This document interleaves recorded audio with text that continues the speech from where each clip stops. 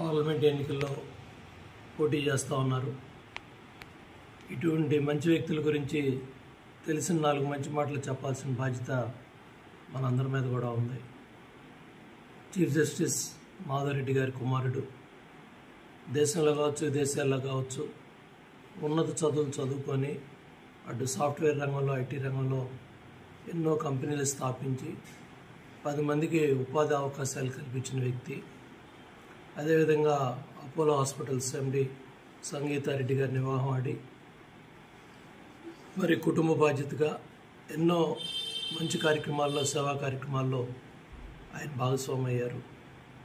ఇవాళ chief justice Madhava Reddy గారు ఎన్నో ప్రాంతాల్లో ఆయన పనిచేయటం కానీ ఆ కుటుంబ నేపథ్యం అందరూ కూడా తెలిసిందే. రంగారెడ్డి జిల్లా రంగారెడ్డి గారి మనవడు. అదేవిధంగా ఈరోజు విశ్వేశ్వరరెడ్డి గారు పార్లమెంట్లో ఏ సబ్జెక్ట్ మీదైనా హిందీలో కావచ్చు, ఇంగ్లీష్లో కావచ్చు అనర్గళంగా మాట్లాడిన వ్యక్తి. 5 సంవత్సరాలు ఆయన పార్లమెంటేరియన్గా అందరి హృదయాలను కూడా చూరగొన్న వ్యక్తి.